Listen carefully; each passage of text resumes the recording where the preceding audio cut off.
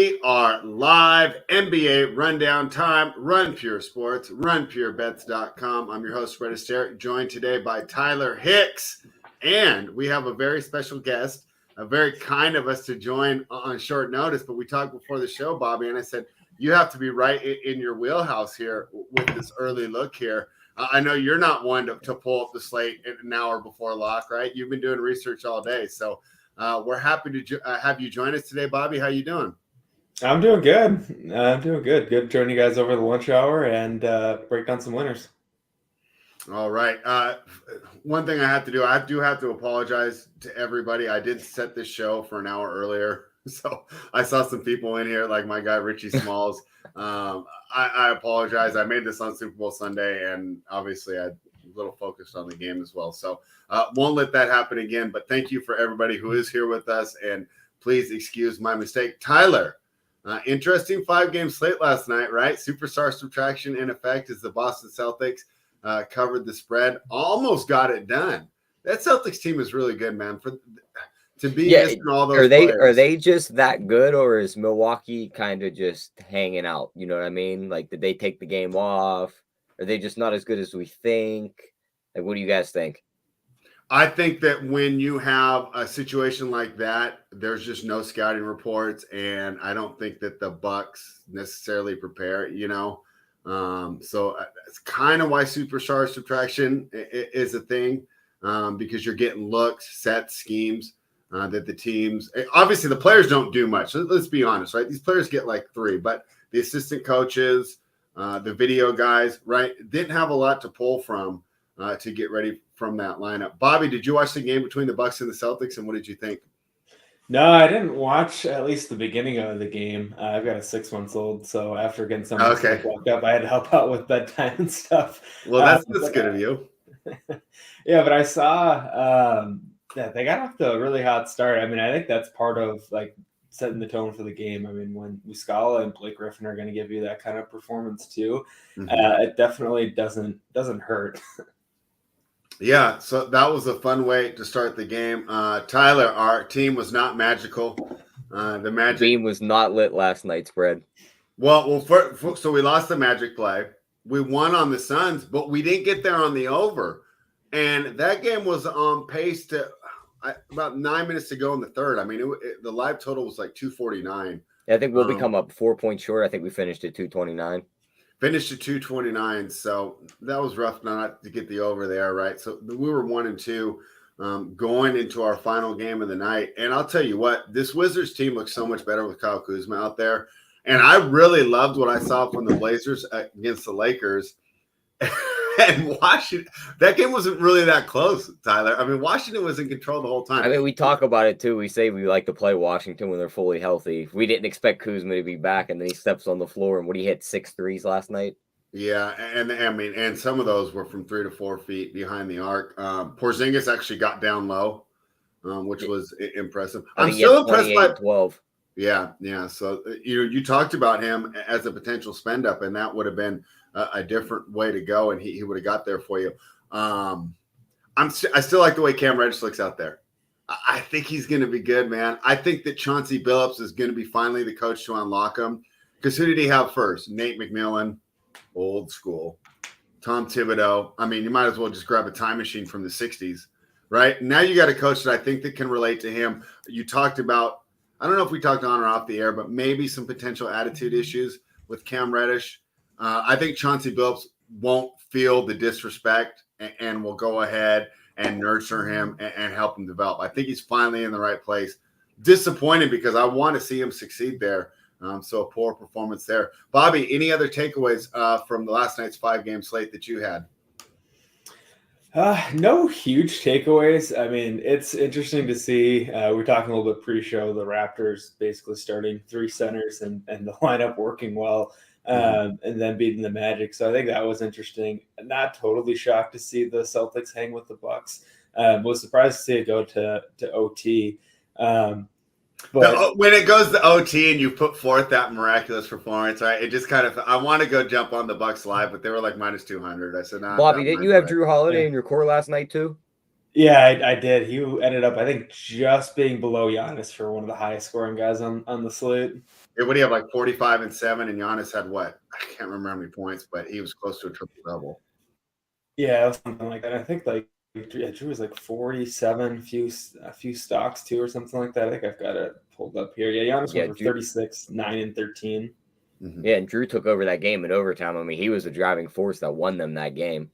He kept them in it too with his 3-point shooting. Yep, they looked like they were going to blow it in overtime, and then he just took over and won it for him. So I wish I'd have bet him in overtime too spread, but I just didn't want to get in already being on them. And then if they lose the game, you lose both. So I was like, and minus 200. I mean, they lined it appropriately. I just felt that, that they had a boxing analogy. They had taken the best punch, right? They had just taken the full right hook to the face, and they were still standing. And I just, great performance by the Celtics, but probably a little too much to ask against a Milwaukee team that's now won 13 in a row, Tyler? Yeah, they look good. Yeah, I mean, Middleton looks so good, like off the bench and the minutes that he's played too. Like Middleton has just been ridiculously good. I tried to get him on my main team last night. It just, I don't know, salary wise, it just didn't quite work out to get on him there, and was climbing a little bit at the end. But I had Anthony Simons and Dante DiVincenzo as my two late guys, and Dante died in the second half, and I don't know. We'll see how long that Simons is out for with that injury. Yeah, we got a bunch of Boston news coming in.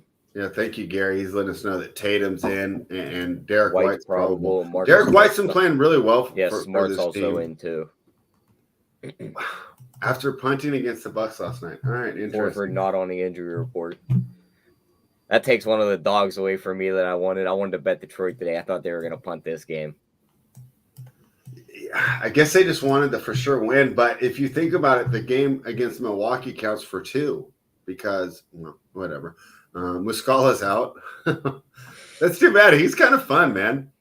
I kind of liked watching him out there. He had one terrible play. It was a terrible play. It was Grant Williams at the end. And I heard he's trying to get Keldon Johnson money. I'm like, no way. No way. Anyways, let's dive right in. Inflation isn't that high. Inflation isn't that high. And that was a great tweet. She will making 20+ million. That's wild. Yeah. All right. Yeah, I'm not going to talk about William Hill. I don't know a lot about that, but it's disappointing. But that's in Nevada, and the gaming board will take over. Those people will get their money, but talk about terrible press. The Cleveland Cavaliers are -1 in Philadelphia, taking on the 76ers. The total is 216.5. Cleveland's favored in Philadelphia. All right, Tyler, I have to pull up this injury report. Something must be afoot here, right? It's just Embiid's questionable. That's it. I mean, that line says they don't expect him to play. For Ken Korkmaz doesn't mean anything, right? PJ Tucker probable. You think it's also because Cleveland's just been playing such good basketball recently? Won 7 straight, 6-1 ATS in their last 7. Yeah, Philadelphia's won 3 in a row, though. I mean, and we know how Cleveland plays on the road, so I think this might be one of them times we got to hold our nose and bet Philly spread. I think they're going to come in and win this game. I think they end this 7-game winning streak for the Cavs. That double-double on Harden and they win is +170. Embiid's double-double and wins +200. I don't hate either of those. Embiid 35+ and win is +300. He could easily smash this spot. He's smashed Jared Allen before in history. He smashes everybody. There's no – yeah, what's the bad matchup for him? There isn't one. Horford, but we've seen him nuke Jared Allen in spots where he's put up triple-double numbers. So I don't know if there's some kind of like – backstory. It's just a tough assignment. Jared Allen's not used to being so much smaller than the guy that he covers. Yeah, so I like Embiid tonight. I think he smashes that 35+ and win at 300. I like that. All right. We the people trying to victory lap on defense. You'll see that defense in the playoffs, we the people. And don't get me started on the way the defense the Timberwolves played. I let that go yesterday. The defense the Timberwolves played on Kyrie and Luka 2 nights ago. It's a little different than the Houston Rockets, so defense still matters. Bobby, what are your thoughts here on the Cleveland Cavaliers and the Philadelphia 76ers? I mean, it's a big slate from a DFS perspective. Like, there's just not a ton here that pops out for me. I mean, if I had to go anywhere, it probably would be Embiid. I don't hate those parlays that you guys talked about, Embiid or Harden to double-double. I think I prefer the Embiid one. You get a little bit better odds. Plus, obviously with the big men that the Cavs have. He's going to be down there quite a bit. So, yeah, I don't mind that from a bet perspective. And from a DFS perspective, it's such a big slate. It's probably pretty much a cross off for me. All right. You know what? I forgot to do this. I meant to do this. Yeah, I did. I'm like on my 4th cup of coffee. It's a big day for me, man. A 10-game slate. We're rocking and rolling. My guy Clyde, he's changing his name all the time. He's calling that out. I forgot to let everyone know. Bobby is a great guest, and I'm so excited to have him here today because if you're not following him on Twitter, you need to. It's at Bobby Hare. But he does a first look on all these games. So he gives you the early information. Now, of course, you can't just set a lineup at 10 a.m. on the NBA, right? And go out and chill all day, right? You need to use the rest of the content available on Raptor Sports. You use the Hardwood show, then the Up to Lock show. You check the cores, you're checking the news, right? But for those of us who can't process the information in 15 seconds, like JSU and Mangone, I feel like it gives me a great start to the day. So if you're not following him, make sure you follow at Bobby Hare. He's already done the work today. He's not just pulling up the slate right now. Sometimes we're talking through this, but he's already looked through this. Make sure you follow him at Bobby Hare. The Chicago Bulls are +2 in Indiana taking on the Pacers. Totals 231.5. Tyler, we talked about two teams playing well, right? The Cavaliers and the Sixers both have their winning streaks. Yeah, now it's two shitty teams both on losing streaks. Bulls, one last thing on that Cavs game, though. I think the guards nuking that spot. Both those guards were kept out of the All-Star game, Harden and Garland. Harden basically snubbed. He should have had a spot. I think you see them. Who do you take out though? We can't. Whenever you say that, you got to take someone out. Let me pull up the list. Let me look at this list again. Give me 1 second. Let me scroll back up. They had the whole list. Are you going to take the star in the game that we're talking about now? Are you taking out my guy Tyrese Halliburton? It probably is Halliburton, or he should have DeRozan spot. Because or is DeRozan considered a front court guy? Because I'd say he should have that spot. I think that's where it's stupid. I think DeRozan is as a guard, but we all know he's playing like power forward on that team. Yeah, see, that should be Harden's spot, I think. I don't think DeRozan deserves that spot. Okay. That's fine.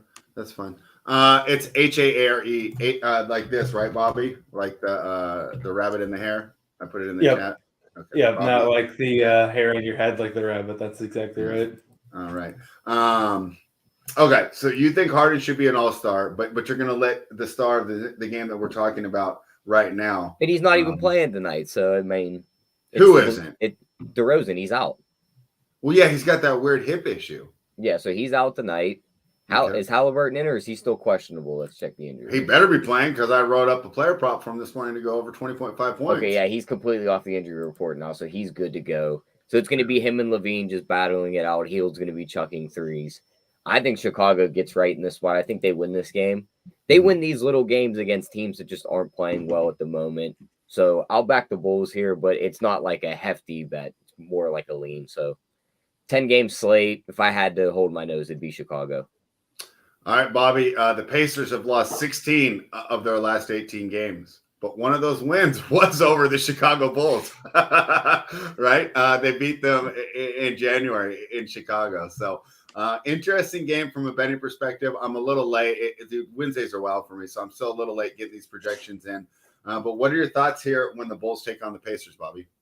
Yeah, it's definitely an interesting spot from a DFS perspective. I'm usually not huge on targeting any of the Bulls' big three, which, I mean, what the Bulls' record's been, I don't know, big three always feels a little strong with those three. I thought they should have blown it up at the deadline. But yeah, like that mid three. Yeah, 2.5, I don't know, whatever you want to call it. Yeah. But I like usually targeting one of the main guys there if like DDR or Levine or Vooch are out. So, I mean, but their prices are a little bit higher. So I think from the Bull side is really interesting. I want to have more interest in them than I do early in the day. None of them made that first look core, but it is like it's definitely some guys. There are some guys that I'm interested in. I mean, even if like Goran Dragic also sat, kind of a little bit of a boost to the guards from a minutes perspective. I mean, Caruso is definitely someone that's interesting. I think if I had to pick between Vooch and Levine, I sort of lean Levine, but it's such a good matchup for Vooch too. And also just a kind of interesting wrinkle. I know JSU had a call on the Up to Lock show like a week back, touting Drummond, and Drummond ended up coming in like 1%. I remember that. And you know what was funny about it is he goes, this is if you're multi-entering, right? Mm-hmm. And then, he was in the chat too. He goes, I want to say Bobby Holt or something. He says, well, I'm putting him in my one lineup, in my single entry. And JSU goes, no, that's not what I meant. But he did it anyways, and he ends up cashing the top spot in the $4 tournament with that single entry, the single bullet lineup. So, just goes to show you that we can do all the right things. But sometimes you got to get different. You got to take chances, and it can pay off. I mean, those large field tournaments, like that's sometimes the thing that you have to do to get to the top. There's just so many entries. Not necessarily something you have to do to get different in single entry or 3-max stuff. But on that note, with Derek Jones out, they don't really have that option to go small ball in the front court. So Indy also could be without Miles Turner today too. So you could have some Indy front court value. You could have a better matchup for the Bulls front court. And again, this is probably one of those things where, Drummond, he's in play again for, I guess if you're playing, like, just want to throw him in a bullet in the main contest on DraftKings, either the $4 or the $15, maybe it's like $12 or something today for that Micro Millions thing that they're doing. You can get some sneaky plays there, and you've got some value guys on the Bulls. I'm definitely really interested in this game, but I kind of want to see how the injury report shakes out, what starters look like. One thing I'm concerned about was the reason JSU targeted him in that game was, number one, it was against the Spurs, and they're bad at defending the centers. And also he was targeting the blowout run, right? Saying that Drummond gets the blowout run and they'll keep Vukovic out of there. I don't see this being a blowout tonight. I mean, my projection, I'm not done with them yet, but I already know they're going to have this game pretty close. So that's just one counterpoint there. But like you said, you're going to have to take chances. You're going to have to take risks, and that could be a play that you land on.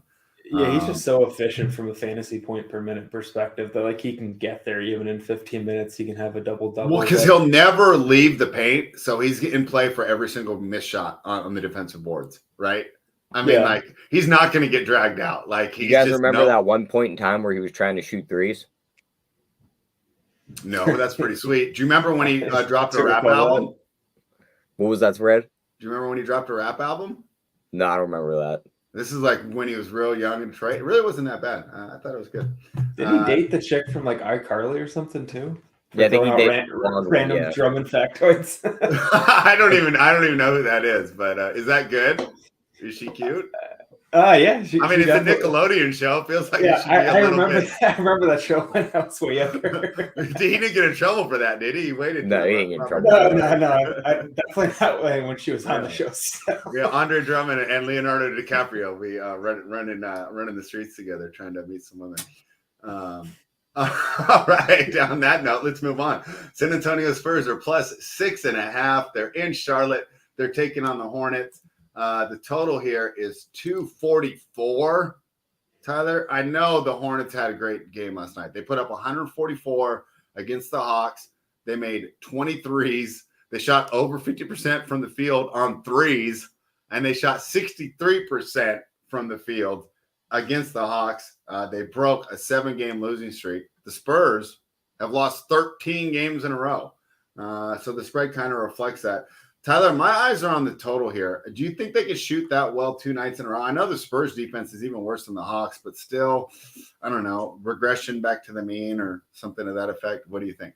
Yeah, I mean, it is a pretty high total. I don't expect the Spurs to give you much help here. But, I mean, I could see Charlotte hanging a $130 here again. I like We the People's Call LaMelo triple-double. This is a spot where he could absolutely smash this game. I like. What's the number on that? We should be getting some good plus money, right? Plus 500 on that. That's not the Jokic, like where you're laying. Yeah, that's not the craziest. But looking at some of these performance doubles, because I do think they win this game. I mean, they're just the better team. The Spurs are in the full tank for Wembanyama mode. LaMelo double and wins plus. Oh, let's be honest. Even if they tried to win, they're not going to with that roster. Yeah, I mean, it's just terrible. And then they got a couple guys out too, so staying away from that. LaMelo's double. Who's out? Trey Jones is out. Let me pull back up the injury report. Oh, Trey Jones, Romeo Langford. Does he even mean anything? Isaiah Roby and Doug McDermott's questionable. Kai Jones doubtful. Cody Martin out for Charlotte. Kelly Oubre out for Charlotte. I thought Kai Jones was going to be good. I thought so too. I thought he was just going to be one of those guys that could just catch alley-oops from LaMelo Ball the entire time, but yeah, he hasn't played. He's so, he's kind of what Jalen Duren ended up being. Where I was like, he's so athletic at that size, But Duren, if you're Detroit and you land number one, what do you do with those two guys, Wiseman and Duren? Do you just dump them immediately? Yeah, you don't care. Yeah, it's just like, get out of here right now. Yeah. I mean, you didn't give up anything for Wiseman, and I think you can play Duren and Wembanyama together, don't you? I think you just kind of let Wembanyama have the paint to himself. Okay. Well, we'll see. We'll cross that bridge when we get there. Because if he's playing the four, then you might be getting a guy that can get out on the perimeter on him. To where if you always plug him in at center, them stone-footed centers, they're screwed when he starts shooting threes. I mean, let's be honest. Half the centers are pretty mobile these days. Yeah, but are they that mobile? I mean, dude plays like a guard at like 7'4". It's gonna be so crazy when he comes in the league. If he busts, I mean, he would be like the craziest bust ever. Yeah, it just feels like, barring injury, there's no way he goes off.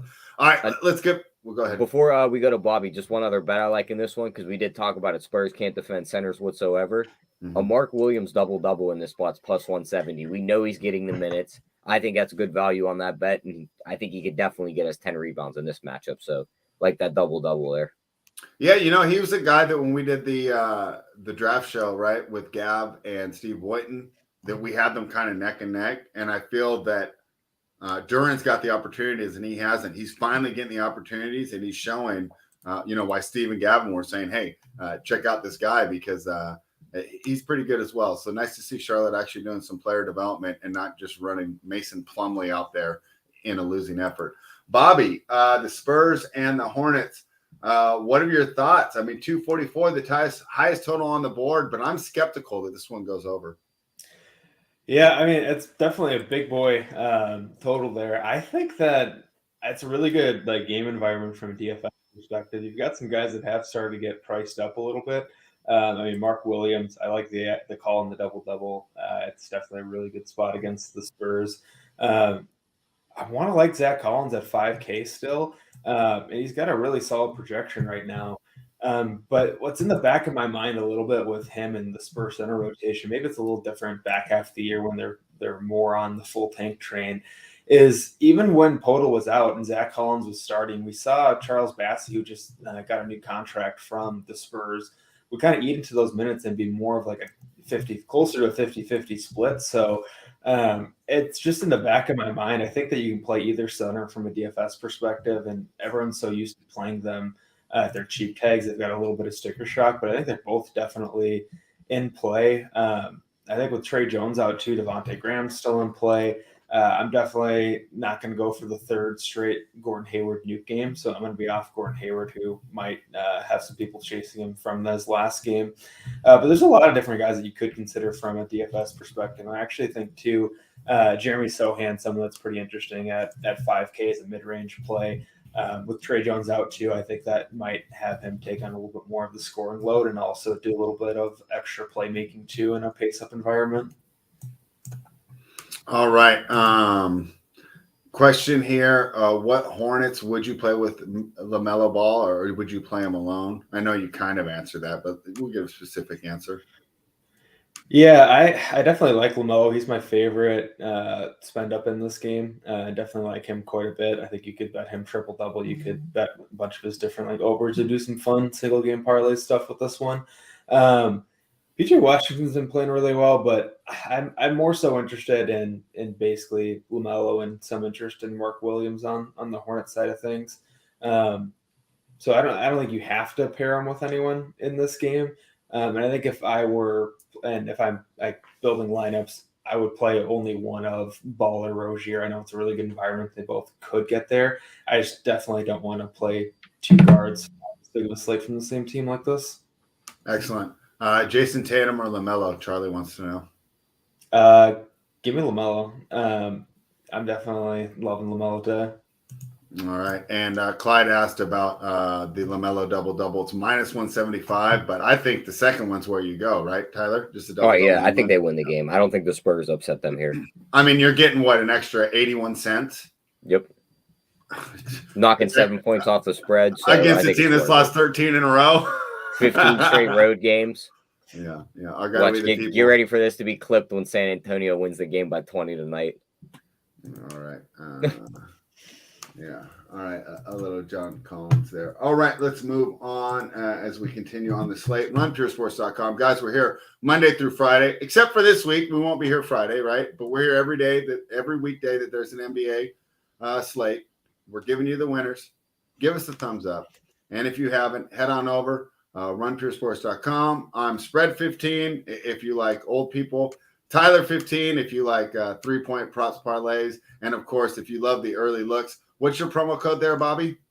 Bobby 15. It also gets Bobby you an 15. extra 15% salary cap on DraftKings too, so make sure to use it. Yeah, all right. There we go. Yeah, see, so get the extra bonus there on DraftKings. So whichever promo code you guys use, just if you're betting more than $20 a game, you're entering more than the quarters, you're going to make your money back. RunPureSports.com. Miami Heat +1 in Brooklyn taking on the Nets. The totals 211.5. Tyler, I haven't run my numbers yet, but when I do, I'm going to be saying, please project the Nets. Please project the Nets. I love this new Nets team. When I went to do player props this morning, I did not see a Cam Thomas prop. I was hoping to look for that. I didn't see one listed. He's playing though, right? He's not out. He just comes off the bench, so usually his props aren't listed to start the day. You just got to wait till closer to game time. Yeah, so I want to take Brooklyn here. They are at home, but I mean Miami is the more I don't know what the right word would be, cohesive team. They're missing one of their key guys though, and his backup's also out. Who? Tyler Hero's out again? Tyler Hero's out and Oladipo's out. Is he out? He was questionable when I was writing this morning. Yeah, they're both out. Okay. Yeah, both out. So they're basically playing guardless again. You're sending out Strauss and Gabe Vincent. So we know Lowry's still out also. Yeah. Well, when we get to Bobby, that's going to mean a boost there for Jimmy Butler. Like I said, haven't run the projections, but I'm hoping they spit out the Nets. Are you with me, Tyler? Do you like the Nets? Yeah, I'm definitely on the Nets here. I think they match up very well with all the guards out too. Because look at the Miami team now, it's just a bunch of wings. It's Jimmy Butler, it's Bam. Then you look at the Nets, they just traded for all those wings that can play great defense. DFS, Mikal Bridges, Cam Johnson can get it on the defense. Ben Simmons is still a great defender when he tries, but we all know he doesn't like to try.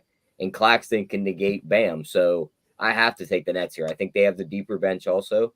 Dinwiddie's going to be in a spot where he could light this team up. So I love the Nets here. I like their money line. I like them -1. And you're going to get Gary Prices on some of these performance doubles. Like Dinwiddie to score 20 points and they win is +230. DFS to score 10 points and they win is +265. Claxton to score 15 and they win +400. So there's different ways to get got Claxton double and win. Let me find that Claxton double and win. And should I be worried about that going against Bam? He's one of the guys where he's not going to have the athleticism advantage tonight. No, I think he could still get 10 rebounds. The Claxton double and win is +330. So I think you target a guy in this game and you go find a performance double you like at a nice price because I think the Nets do win this game outright. All right, Tyler likes the Nets in a performance double. We the people says Bam double, but don't do the performance double. Just take him. And hey, that's probably not a bad look. Bobby, Tyler talked about, two of the main offensive components of this team being out. Does that mean a boost for Jimmy Butler? And even so, is that enough considering his price tag? Yeah, I mean, I think that Jimmy Butler sub 9K when he's in that essentially point Jimmy role. I like Jimmy quite a bit. I mean, Brooklyn definitely has a ton of good wing defenders to throw at him at this point. So I definitely like Jimmy. I also really like Gabe Vincent on the Heat side of things. I think Gabe actually might be my favorite guy on the Heat side of things. I mean, they're just short so many bodies. And right now I'm looking in Sabre and he's projected for only 6% ownership. And the Heat have no guard. So he's going to play 40 minutes. And we also just saw, if there's going to be a weak side or weak point in this Brooklyn defense now with all these awesome wings that they added, it might be at the guard spot targeting Spencer Dinwiddie. We just saw Jalen Brunson go for 40 points on Monday against this team. So it might be a thing where we target, point guards versus the Nets going forward. So Gabe Vincent's actually my favorite play in this game from a DFS perspective. I really like Jimmy Butler. And you had to price up with Max Struss as well. And 5K is a little high, but he's just going to play so many minutes. So, I mean, I think that the Heat are actually a little just under-owned as a whole for this slate, considering how many bodies they're down and have virtually no guards tonight. Yeah, interesting. One of the deepest teams, right? Going against the team that's definitely struggling with depth tonight there. So another advantage. Bobby, do you know like what a year-long price is? I know what the month prices are off the top of my head. Do you know if there's a discount for doing a year-long? Yeah, you can use the 15% off code to get a year off. I think it breaks down to about $120 a month. I think it's $1,200. I can't remember if that's with or without the discount. But. And that's getting everything though, right? Getting Saber and everything. Yeah, I mean, definitely NBA is a sport where you want to have Saber to be able to just not only like run projections, run teams. Like one thing that I've told some folks too that are just looking to potentially kind of hone in a process or build better DFS lineups. I mean, something that you can do that's really simple is you can run cash optimals. And then like I do that Monday, Wednesday, Friday article on Run Pure Sports where I break down like 5 low-owned GPP plays that are typically like studs that I include in that article. You just switch out the popular studs for some low-owned studs and you just automatically have the optimizer builds you a really good team and you got different at a spend position. So Saber is an awesome tool for seeing stuff like that. And so it's $1,500 for the year to get the DFS side of things, the bets package and Saber. So, you get 15% off of that with promo code Bobby15. All right, and there you go. Use that promo code. Bobby, thank you for joining us on short notice. Great breakdowns today. Of course, runpuresports.com. Give us that thumbs up. The Detroit Pistons are plus 11.5. Tyler, I'm having flashbacks. 11.5. Boston Celtics laying 11.5. Tyler, we did that the other night. The game landed on 11. How much did that hurt? The total here is 228. Oh, my gosh. So you're saying all these guys are back in just to beat up on the lowly Pistons. Tatum's back. Smart's back. Al Horford's back. No Muscala. No Jaylen Brown, of course. Derek White probable. Robert Williams questionable. Jalen Duren is going to play. James Wiseman's going to play. What a surprise. Marvin Bagley will not suit up for the Pistons. Tyler, plus 11.5 is rough. We got burned last time we laid 11.5 with the Celtics. Do we do it again? What are your thoughts? Yeah, mostly a stay away for me now with all these guys rolled back in. I think the one way I would bet it, because I don't want to lay that many points with the Celtics. I do think they win the game now with those guys in. The win margin Celtics to win this game by 1 to 10 is plus 200. If they don't cover and they do win it outright, I'll gladly sit on a plus 200 ticket. So I think that's going to be my only bet from this one. And just other than that, I'm just going to stay away from this game. All right. Tyler's staying away from this game, but we know in DFS, it's hard to, even on a 10-game slate, right, Bobby? It's hard to cross games off completely. I know that JSU and Big T do like to do it. Pretty full lineups on both sides. Are you crossing it off, or is there maybe some plays that you think the players will be under owned and they're a good way to go? Are we talking Atlanta, New York? I got a little side. No, I'm sorry. We're on the Detroit Pistons in Boston taking on the Celtics. Okay, appreciate that. I was actually cooking up a single game or parlay for the end of the stream to share with the folks. So, we putting that work in. So I don't know. I don't love the Detroit side of things. I also think that there's a chance that Wiseman could start, so that makes me less interested in Durant. Does that mean Durant goes to the bench or they run them both at the same time? I mean, I don't know. Detroit, I feel like, is kind of punting the season, so they might just do some weird shit and play. But isn't that stupid? I mean, if you're in there and you're saying performance matters, how can you bench Jalen Duren with the way he's been playing? I don't know. I didn't get that trade as a whole, and I think there's some other teams that could have used Saddiq Bey. Like I thought the Warriors were going to keep Saddiq Bey. I was like, that's an awesome pickup for them to add him as another bench shooter. So I don't know. I was disappointed for Wiseman too. He goes to the one spot where he might not be the most athletic 7-footer on the team. Do you think? Do you think they're using him as trade ammunition for the draft upcoming? Like, say they do land one, okay, they get their guy. Now you're sitting on another center that was drafted top 3 overall, never really got to show the talent. If they plug him in a couple games here and there and he does show flashes, you could package him off for, say, another lottery pick during the draft and go get another guy. No one's going to give a lottery pick up for him. I think so. I think there's a chance. If there was a team out there looking for a big and Detroit gets him some minutes from here till the end of the year and he looks all right, A team will definitely give up like a 10 to 15 pick for him. There's a chance, I guess. I mean, just people will take a shot, but I don't think it'd be a lottery pick. I think it'd be like a heavily protected first, best case scenario. I think people around the league have just been saying some stuff about just. I feel like people have kind of called into question like his court IQ and some of the stuff that he has done on the floor with the Warriors, and that's why he got sent down to the G League so many times. They screwed up. He should have been in the G League for like a full year. Yeah. Do you imagine if the backup guards in Golden State were LaMelo and Jordan Poole? That'd be wild. Yeah, like there's no stopping that team at that point. I think Steph would have already kicked LaMelo off the team. Yeah, he might have, but I mean, he would have gone to Bob Myers and been like, "Get this clown out of here." What do you guys think about there's the take that LaMelo, since he already has a good, decent amount of money because of everything that his family does and all that he just says, screw this first rookie extension and leave Charlotte if they don't start winning? I don't think that would happen. I think it would be a sign and trade. And you know what? And this goes back to something that came up I thought about after the trade show. The reason why I don't think the Toronto Raptors made moves is the idea that even though those guys are going to be free agents, right? There's only 10, maybe even less teams with the amount of cap space to take like a Van Fleet or a Gary Trent. So if you are like a Lakers or a Suns or a team like that, you're going to have to do a sign and trade.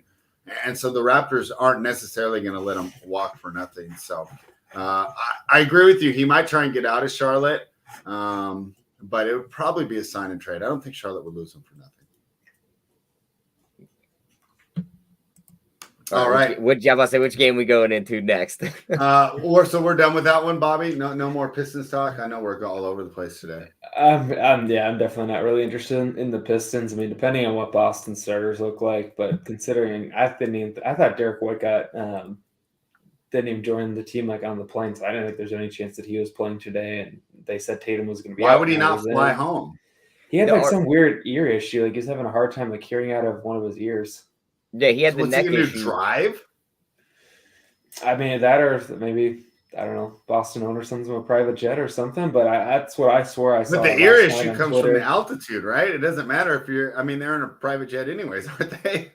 Yeah, I guess so. I thought you were more so saying like he's just left there on his own. Like, how does he get to the next city? But yeah, I suppose that's probably not great for if you're having ear issues to. I remember, did Deshaun Watson do that back in the day? He had concussions. But he couldn't get on the plane, so he drove there to play, right? Yeah. What do you guys think about this? Our guy David said in the chat, do you think they do with Tatum and some of these other guys that they did with Robert Williams last night? Like all of a sudden, 6:30 rolls around, Celtics release their starting lineup, and it's like there's no Tatum, there's no White, there's no Smart, and it looks like last night's lineup. I don't think so. It's not like completely impossible considering they're playing Detroit. So, I mean, I feel like why not be cautious? But I think that Robert Williams actually could sit, and Horford might end up being basically the best play on the Celtics. I mean, I think that Smart's minutes are going to be limited. I mean, I think that Tatum looks okay, but it seems like he's legit sick. So I'm always a little worried after guys are just coming off of like some kind of illness, and sometimes their cardio isn't 100% right. So I think that Robert Williams actually probably sits tonight, and Horford looks like a little bit better play. All right, yeah, maybe some Al Horford in the core plays tonight. Of course, to see those core plays, become a member, rumtoursports.com. And we're going to give out your promo code, Bobby, because we're so grateful for you joining us on short notice. Bobby15 promo code get you a member, 15% off your first month, up to the full year, right? So take advantage of that. The New York Knicks plus 3.5 in Atlanta, taking on the Hawks. Total is 234. Tyler, this was a fun little rivalry, right? That was born 2 years ago in the playoffs. Trey taking bows in Madison Square Garden. I'm sure the teams have not forgotten that. Knicks have been playing well, though, right? They've won, 6 of their last 7 games. They're moving up the standings. Josh Hart went from being absolutely terrible from behind the arc to just a 3-point marksman. So I guess he's the type of guy you seem to trade him every year for him to play good, because he did the same thing last year on the Pelicans. He wasn't very good. He goes to Portland, lights it up for the end of the season. He just wouldn't even shoot in Portland this year. Like, you would have him wide open in the corner, and he'd just catch it and just pass it right to the next guy. I mean, at least now in the Knicks, like, he'll shoot the ball.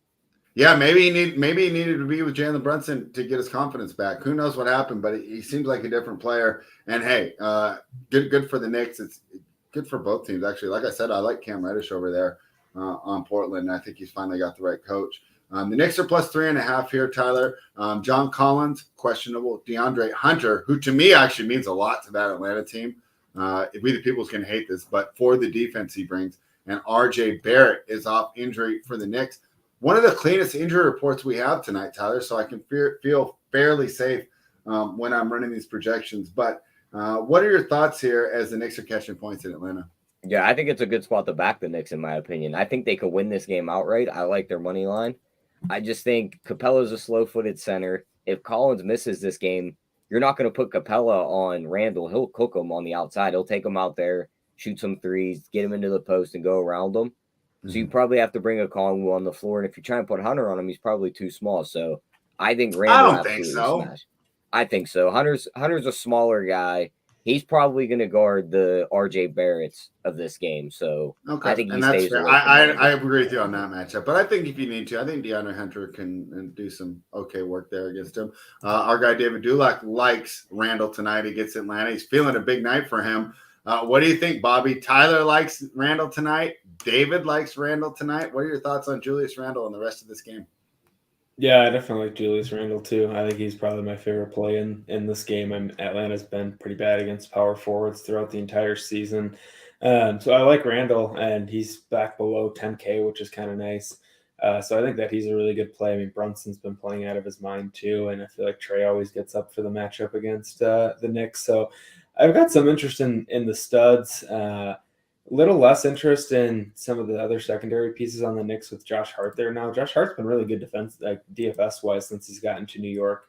But I feel like it's hurting RJ Barrett a little bit, but he is pretty cheap. So probably, going to be Julius Randle or Trae Young as far as like my main interest from a DFS perspective, unless we get John Collins out. Maybe that makes it a little bit more interesting to consider DeAndre Hunter. But I feel like this is a more fun game to watch in real life than it is for DFS, but not a terrible game to target for DFS. You definitely get some lower ownerships, and you've got a pretty high total here, so I definitely don't mind taking a piece or two. Yeah, one of the 4 234s I see on the board right now. Tyler, my favorite bet, not yet. It's still probably a little value, but it's getting pretty close to being priced appropriately. Last couple of games, I was getting that Trae Young double-double at like minus 115. Now it's out to minus 165. Probably should be still at like minus 190. He's got that's what I'm seeing. So you're getting minus 165.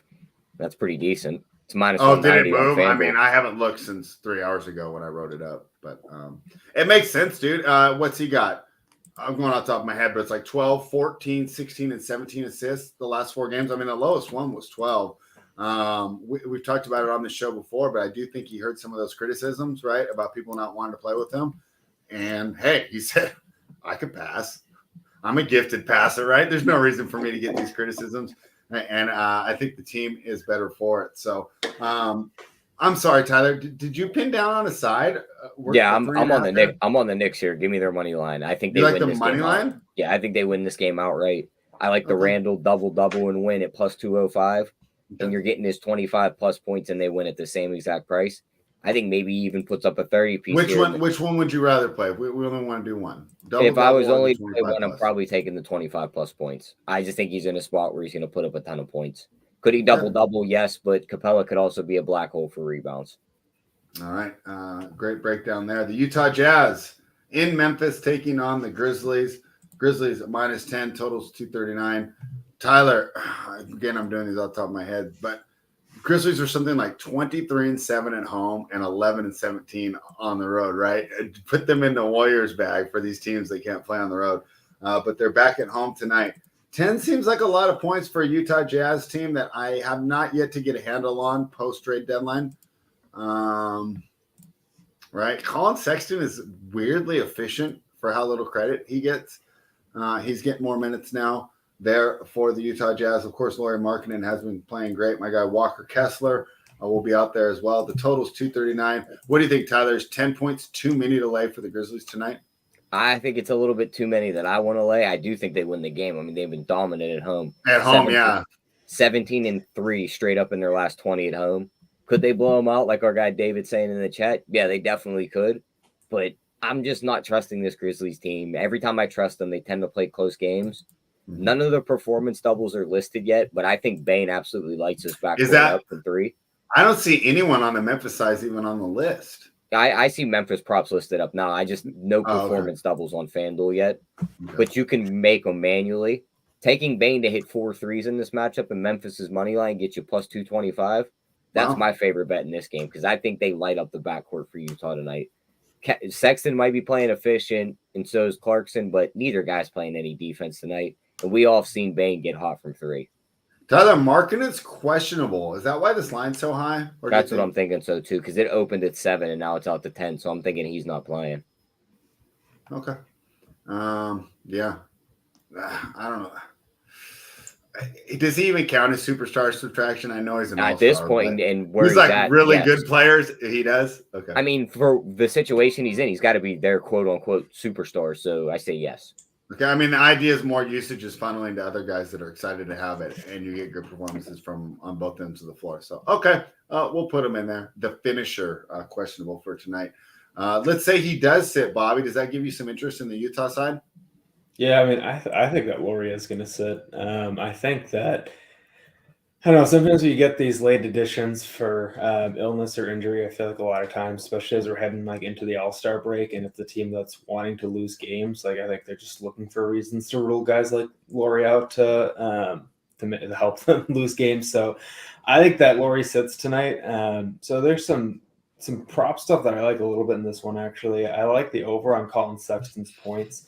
I guess I was at 18.5 on DK right now. And I like over on Kelly Olynyk's points, rebounds, and assists as well. I think he's going to take on some additional usage with Lauri Markkanen sitting.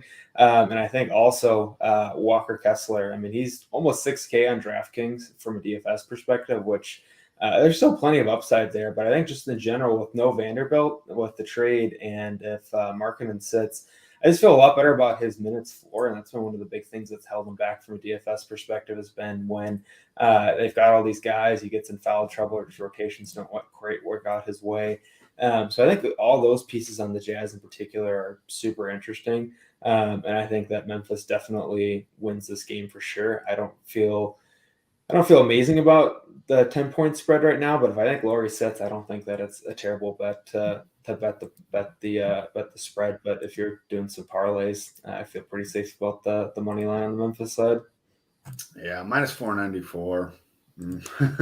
It seems quite a bit of juice, but I mean, in a parlay, it's fine because it's probably right? That gives them about a 80, a little less, 70-something% chance to win. Maybe it's a little higher. I don't know. The Utah Jazz did get it done against Toronto Raptors as 8-point dogs the other night, but that, of course, had Lauri Markkanen. And back to that Bane parlay real quick spread. If you don't trust him to hit 4 in this matchup, if you knock it down to 3 threes in the money line, you get exactly plus 100, which is still a great bet here. And looking at his game log, he's hit 3+ in 1, 2, 3, 4 of his last 5. And he shot 7, 4, 8, 7, and 7 in those games. So he's getting the volume. If you don't trust the 4, then bet the 3, I think, in this spot. But I do think he gets hot from behind the 3 line. All right. Star Wars Expanded Universe fans will know about Darth Bane, but Tyler likes Desmond Bane tonight. The Houston Rockets are plus 9.5. They're in Oklahoma City. They're taking on the Thunder. Another total of 234. Seems to be the popular number over at bookmaker.eu. Tyler, this line moved to half a point. People bet the Rockets? Okay. I guess it's because it's double digits from Oklahoma City Thunder team. Who did they let us down the last time we bet them? Did we bet them 2 nights ago and they lost? I think so. I think they got us. Or they might have got us on an over. Maybe that's what it was. I swore we bet them like -2 and they lost. I almost want to say like to Washington or someone. That's what it was. They lost the game outright. Yeah. All right. So the Thunder -9.5 here. Once again, it's a lot of points to lay. I mean, at least like the Memphis Grizzlies have consistently been one of the best teams in the Western Conference. Are the Thunder ready to lay 9.5? So we got to check this injury report and see what's really going on here. Wait a second. There's nothing on here. That's weird. Kevin Porter's out. He's been out for a while. There's a guy named Eugene Umori. Excuse my ignorance. I'm not familiar with him. Why is this line so high? Tyler, are the Rockets that bad? No, but I found a bet I love in this matchup. Okay. It's a performance double. Screw laying the points here. Jalen Williams rebound logs 7, 4, 7, 5, 6, 6. There's a performance double. Him to grab 5 rebounds in Oklahoma City wins this game at plus 135. I think that's a great bet in this spot. Outside of Şengün, nobody's really grabbing rebounds for Houston. He could easily get in there and grab his rebounds and get us to 5. So love that. The other one's SGA to score 35 and they win is plus 160. And they also have a 40 plus listed and they win at plus 330. I wouldn't go that crazy. And his points prop is set at 32.5. Let's see what happens if you build just a 30 plus in the Thunder's money line together by itself. That gets you minus 135. I don't hate that, but I probably wouldn't lay that much juice there. So probably just I actually like that more. I think the difference between 30 and 35 is huge in this, assuming that it's a blowout, right? Yeah, I do too, but of all the ones I listed, I'm still going right back to the Jalen Williams one, the 5 plus rebounds and they win.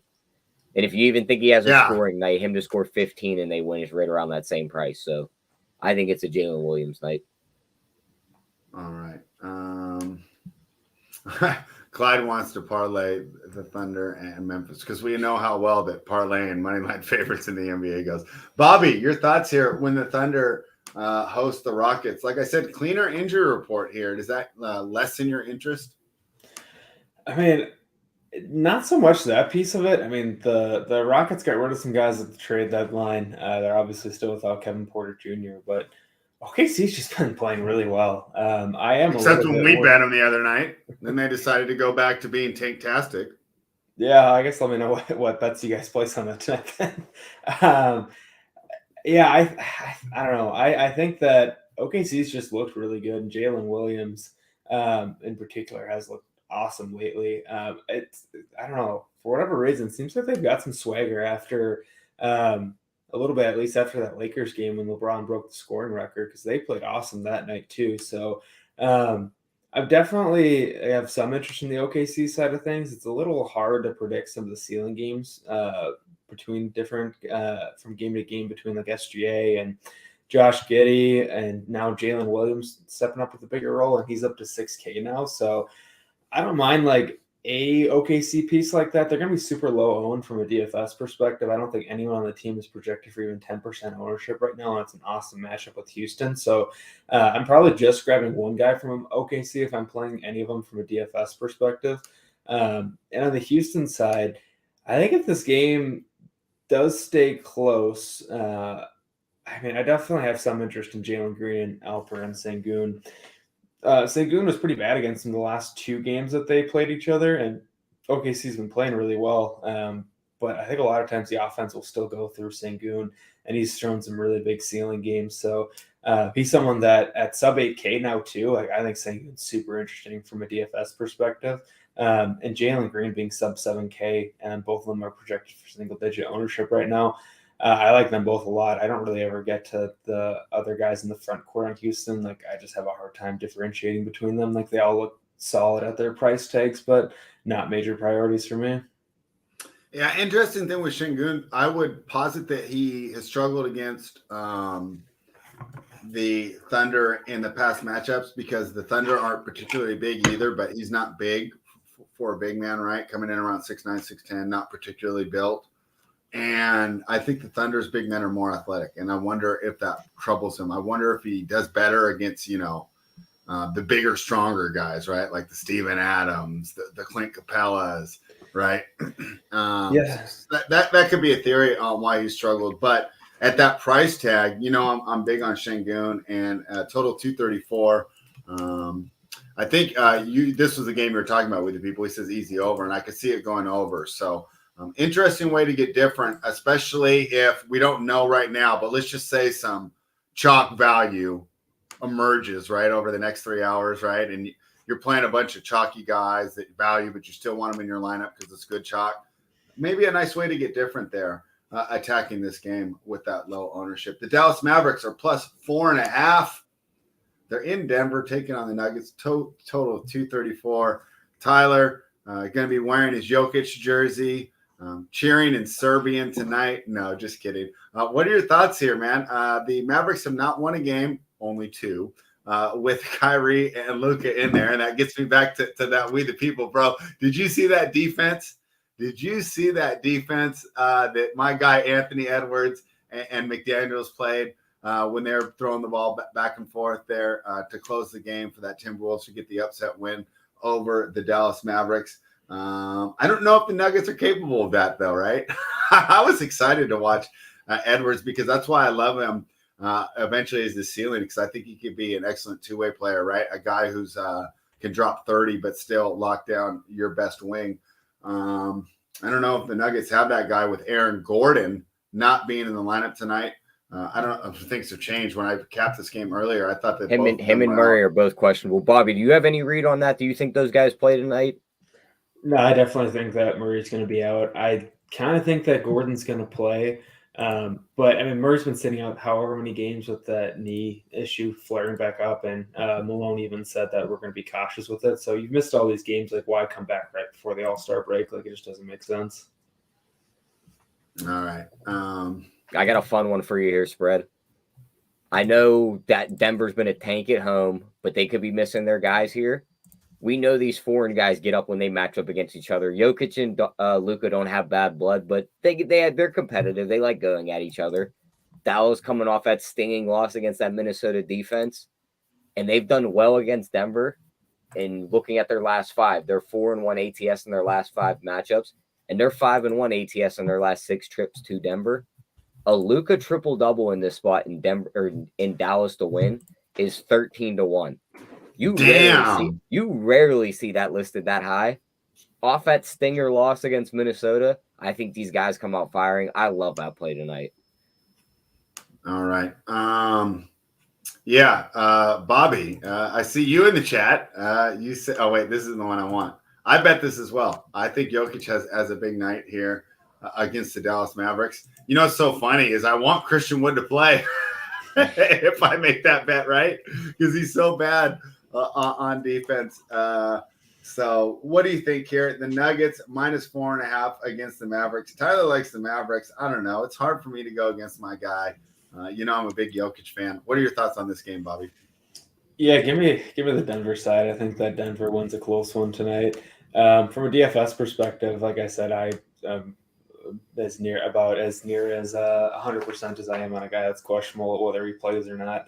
I really don't think that Jamal Murray's playing tonight, and so I definitely like the over on Jokic's points. He's sub 12K on DraftKings too from a DFS perspective, and he's not projected for a ton of ownership. So I love Jokic here. I wouldn't mind Aaron Gordon if he plays. I've burned quite a bit of money on Bruce Brown lately with Murray out, but I definitely don't mind going back there. And if I had to pick anyone on the Mavs side look at you. I have such a problem doing that. If a guy like snowflakes on me like 2 times in a row, he's like blacklisted for me, you know? People have too short a memory in DFS in particular. Like last night, Matisse Thybulle was 40% owned on a slate with a ton of value, which was just absolutely insane to me. So I know Bruce Brown's burned me a little bit, but he's been so good all season in that essentially point guard role. So I mean, essentially you're getting an additional point guard spot in DFS that has small forward eligibility. Like I'm definitely going to be interested in that, even though he's been a little disappointing lately. Let's say both stars sit. Michael Porter Jr., your thoughts? I like him, but I don't love him. He'd be more of like a last guy in. Like I don't hate getting there. Like if you land there, you'll play him, and that's the only way. Yeah, that's pretty much it. He's not going to be a priority for me, even if Gordon's out too. If you look at like his minutes and stuff, like he's usually just not like 32 minutes kind of seems to be his max, like even in a close competitive game. Like he's just dealt with so many injuries lately, and the NBA is a marathon, not a sprint. So I just don't think he has the minute upside. He can get hot from the floor and still put up a big game, but he's just not going to be a priority for me, even with those guys out. I got Tyler, who has a better looking shot than Michael Porter Jr.? Just the shooting motion. I like Steph's better, but it's not like a natural. That's shot. funny. I like Clay's more than Steph's actually. Clay's like if you were to type in like or open a book and it's like how to shoot a basketball, yeah, and there was a video of it, it'd be Clay's jumper. Like Clay is like the definition of like he learned the technique and he stuck to it and he's just never changed it, never made any little alters to it. But another prop I like in this game, I think you could ladder this one up too. Josh Green over 12.5 points. You look at his recent games. Since Kyrie showed up, he's played 40, 38, 40, and 38 minutes. He scored 6, 23, 17, and 14 points in those games. He could easily cross that 12.5 here. Wings for Denver, or wings against Denver, always do well. If these guys are out, he's going to smash. His 15-plus points is plus 160, and his 20-plus is plus 650. I think those are great bets. I think I'm definitely betting all three of those, putting at least a half a unit on that plus 650, because I think Dallas wins, and I think the Wings are going to have a big game here. Marquis wants to know, is there any way we can get Luka and Jokic in the same lineup? Do you think they'll wind up having that type of value tonight, Bobby? It's a 10-game slate, and all we need is a couple injury news to break our way. It's not impossible. They're both a little cheaper than they have been traditionally. I mean, if all those Boston guys are out again, it would be a lot easier to make something like that work. But it's not impossible. Like, you could probably, what you would need to do is maybe play some of the cheap centers on the slate that are in play. You've got some value in the so let's start with that. Let's just have some fun. If we're building an early one, who's the cheap center that we want to move? Because obviously Jokic is taking up one spot. So it's got to be our guy Mark Williams up in Charlotte playing San Antonio, right?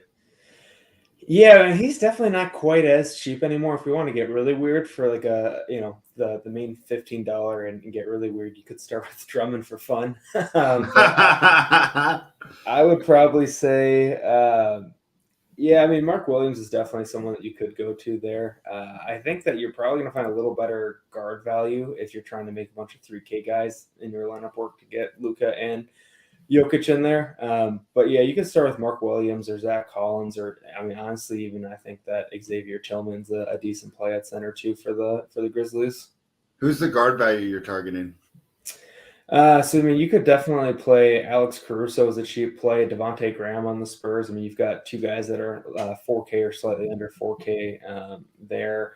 Thought we might have a little bit more guard value for the Celtics. I really like Gabe Vincent for the Heat. I mentioned him earlier as my favorite play on the Heat. Also, his over-under for points, I think, is 13.5 right now. That's might be my favorite over-under on the entire day. I love the over for Gabe Vincent there.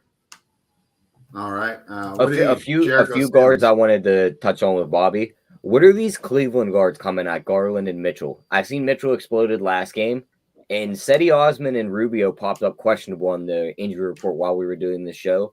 So those two guys can get extended run against a Philly backcourt that's not been very good at defense, especially the point guard spot.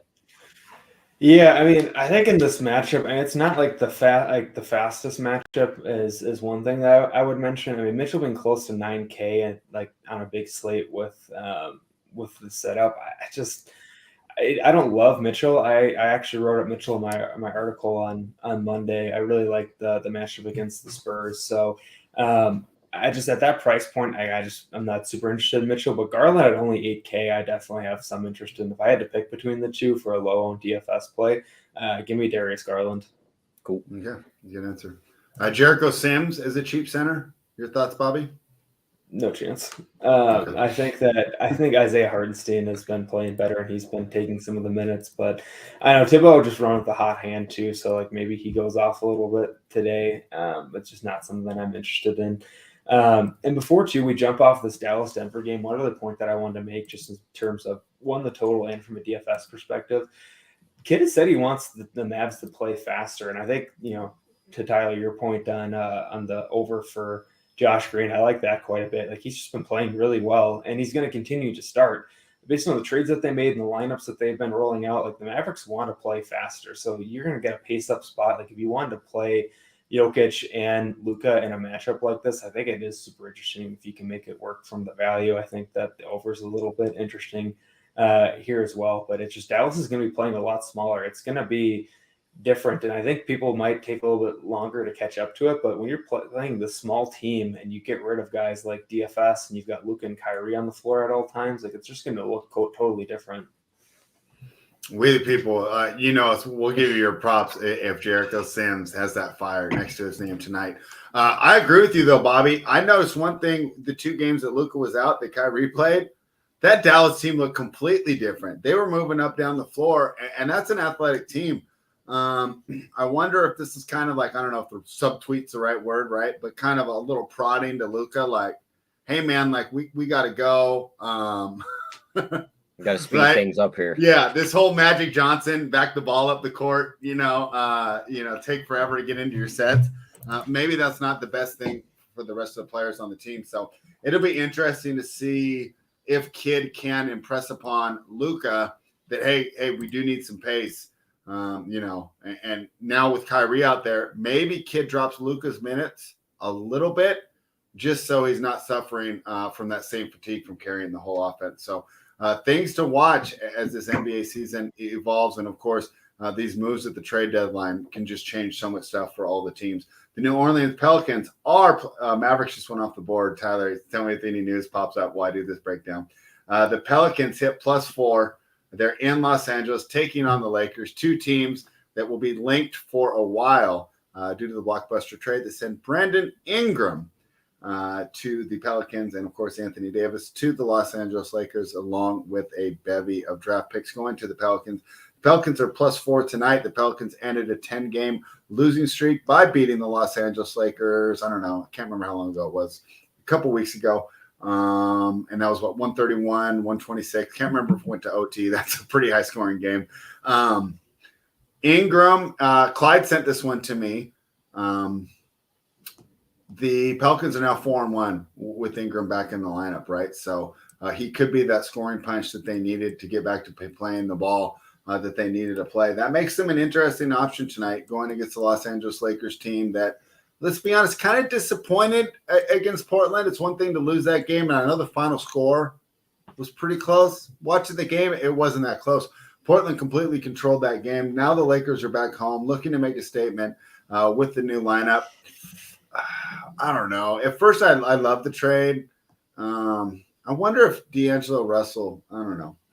I started to have some doubts about him watching the Portland game, but we don't want to overreact too fast. Still think it was a good trade for them overall. And of course, they do have the potential to get hot and be one of the best teams in the West if they do figure it out. Tyler, do you think the Lakers figure it out tonight against the Pelicans? Yeah, I think one big key is I see LeBron props listed for tonight. I think he does come back in this game. And that's why I'm not making an assumption on these guys that got traded there yet, because Russell, Beasley, and Vanderbilt, well, maybe not as much Vanderbilt, but the two guards, they just haven't been in the role they're going to be in when the main guy is there. Like, Russell's handling the ball more. Once LeBron's there, he's probably just kind of hanging out at that point in the corner. So I think, and the other thing is here, CJ McCollum's questionable. He misses here. The Pelicans, they're in a tough spot, but that makes Ingram a great DFS play in my mind. Interested to hear Bobby's take on that, but I like the Lakers here as long as LeBron's in. I think AD comes out, smashes here, double-double and wins, +112. I'm not going to touch the points performance doubles on him because they're 28 and 35. I think those are a bit too high, especially if LeBron's back. And then LeBron's double-double and win, +215. You know, what about just simply over AD on rebounds? I bet it at over 10.5. Oh, I don't hate that either. I think he grabs a ton of rebounds. What did he grab? 20? Yep, 20 in his last game out. So 16 before that. Yep, that's a great one. And then maybe even a small sprinkle on LeBron triple-double here. He's going to be back in that point guard role. He could still grab us 10 rebounds. Is he, though? Who else is going to play? Russell? I don't think so. I think maybe he lets Russell bring it up here and there, but I think when he's on the floor, he is going to play point guard. I don't like Russell as a shooting guard, but I don't know. He's been shooting great this season. I mean, his effective field he's knocked down for really if you put say LeBron at the point, Russell and Beasley are technically your guards, but they're standing in the corners. Mm-hmm. AD's kind of floating from post to post, maybe getting into the high post. Mm-hmm. And I don't know who you want to make 5. Reeves, and Reeves can wander on the 3-point line too. Like, that's a pretty decent lineup in my eyes. Maybe it's the ideal lineup for LeBron. Or you put Vanderbilt down there, but that kind of jams things up. So I think you put Reeves out there instead. Yeah, I think Vanderbilt and AD stagger, but I love Vanderbilt's energy that he brings on the defensive end when they're out. I don't think they'll get crushed in those minutes. And I also think that D'Angelo Russell once Mo Bamba back from getting into a fight, you could plug him into that lineup instead of Reeves. You add some defense, and he could still shoot threes. You know, I love Mo Bamba, and I'm a big Nate Duncan guy. Nate Duncan hates him. What do you think of him? Because I usually I don't know. If I'm not a huge fan of him. Like, I'm not gonna sit here and say like he's like a underrated player. He's actually good, but like the way he plays, and we've seen flashes of him from the 3-point line, Like, what better spot is there to go hang out next to AD and LeBron where you could just be on the 3-point line the entire time? I think it's awesome because he could be a 5 on defense and a 4 on offense. Yeah, and he'll never be worried about really, like, when he catches the ball, it's going to be like, oh, shit, the 7-footer has the ball. Yeah. Like, he could be in a mismatch down low. He scores really quickly, and then it's it from there. But we all know how LeBron treats his teammates, too. If he starts to mess up, he'll just be plugged on the bench somewhere, and they'll get somebody else involved. Yeah, hopefully he doesn't do LeBron's girlfriend like he did, or wife like he did Embiid's, huh? Unbelievable that we got that TMZ news in the chat the other day. Bobby, if CJ McCollum's out, right, that could open up some value here on the Pelicans. How are you approaching this game?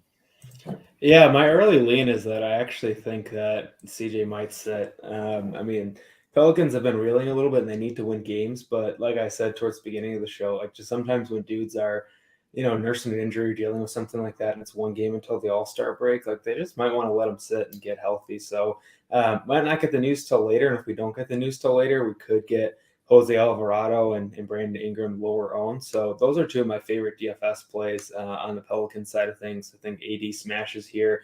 As you guys know, I'm a big Lakers fan, so I think it's too early on the trade. I love the trade personally when it was made.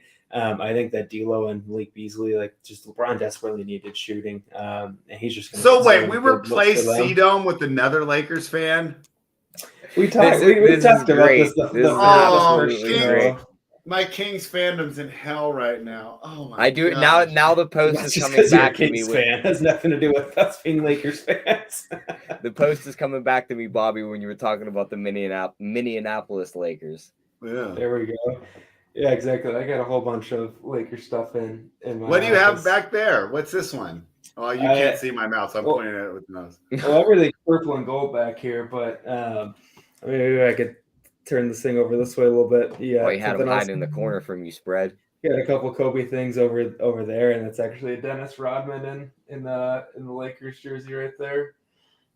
So I got a number of Rodman was on the Lakers? Everybody's been on the Lakers. For a cup of coffee. And Gary Payton were on the Lakers. Oh, I remember that year. I didn't even watch. I was so pissed. It was like, they're going to win it for sure. I think the best one to look at in the Photoshops is Steve Nash in the Lakers jersey, because it's like, that should have never happened. No, it did happen. It did happen, but it should have never happened. Yeah, like, the SI cover. And do you remember it was on the SI cover? This is gonna be fun, and it was not fucking fun at all. They said, what was it? Dwight Howard called Kobe on the phone and asked him where all the nice clubs were at and everything else. And they said the moment Kobe hung up the phone, he looked across the room to whoever was there. Was like, yeah, this isn't gonna work. Yeah, it definitely didn't. Yeah, probably because he's like, no, those are the ones with all the women in them. I want the other clubs, Kobe. I heard those Dwight rumors. I think Dwight's now playing in. Is he playing in Taiwan or is he playing in China? Yeah. He's playing like somewhere. Taiwan, overseas. Yeah, great place for him. He's probably loving life there. I was gonna say, I don't think that there's a Thailand basketball league, or not a prominent one at least, but. Yeah, but from a DFS perspective, I don't know. My gut tells me that CJ is going to sit and you're going to get Alvarado as value. So someone was asking earlier, I'll drop it in the YouTube chat. How do you make Luka and Jokic work? Alvarado was a guy that didn't come to mind immediately, but I think that CJ is going to sit. So and if you also get Miles Turner sitting again, the way that you make it work actually pretty comfortable, and you end up with 4.8K for your small forward, power forward, and forward spot. You go Jose Alvarado, Gabe Vincent, Nikola Jokic, Luka Doncic, and Isaiah Jackson. Oh, Isaiah Jackson. Okay. Bobby's bringing the fire today. This is a great performance, man, on short notice, too. Guys, give it up for Bobby here. Make sure you're following him on Twitter. He doesn't early look like this every single day. Well, not every day. Do you do it's every day I see those Twitter threads up there. 7 days a week, Bobby? No days off. Wow. Okay. 7 days a week, right? Follow at Bobby Hare. You'll get an early look like this every day. And then, of course, you just merge that with the Run Pure Sports content. You're watching the Up to Lock show. You're going to be at the top of the leaderboard really soon. And don't forget to tell him, if the guys that sign up use his code Bobby15. Yeah, we're all on Team Bobby today, in spite of the Lakers fandom, Bobby. That's how much, how grateful we are to you.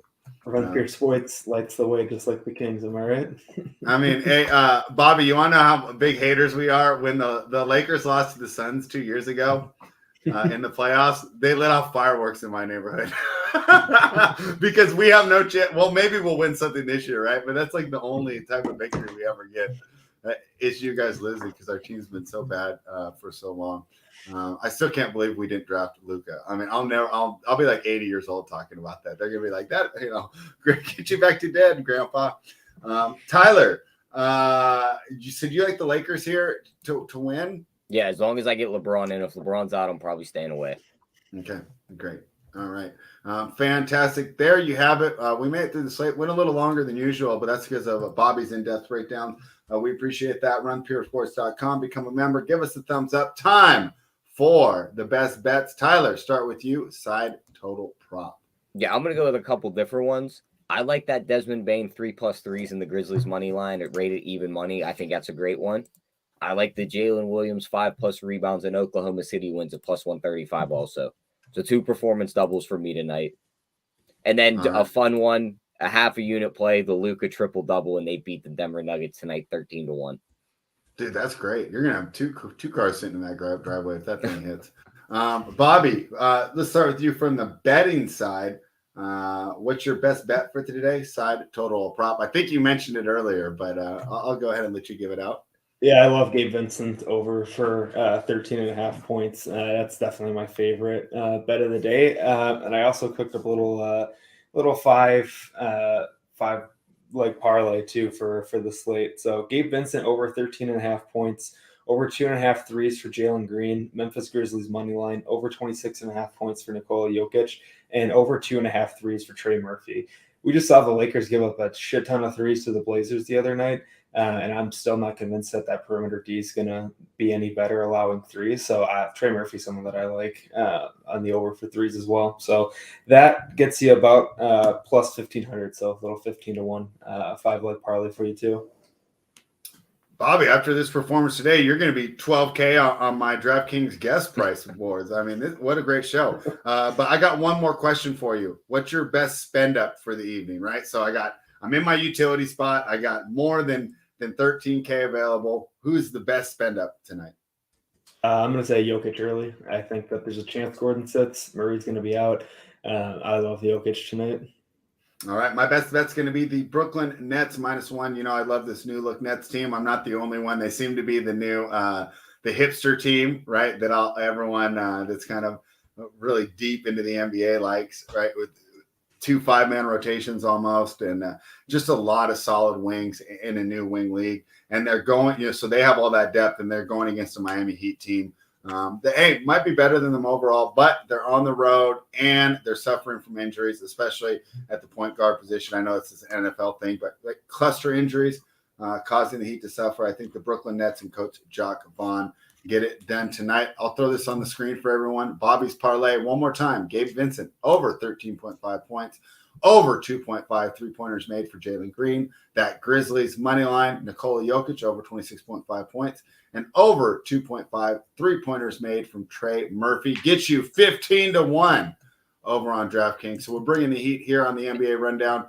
Give us the thumbs up. Tyler, any more words? Before you get into the last breakdown spread, we got 172 people in here. I know you were just saying give us the thumbs up. We only have 56 likes. Let's get that up over 100 for our guy Bobby stepping in on short notice and bringing you all those winners. Yeah, guys, we're here Monday through Friday, unless it's the All-Star break, giving you winners every day. Just give us that thumbs up in return. Bobby, great guest appearance today. Any words of wisdom before we sign off?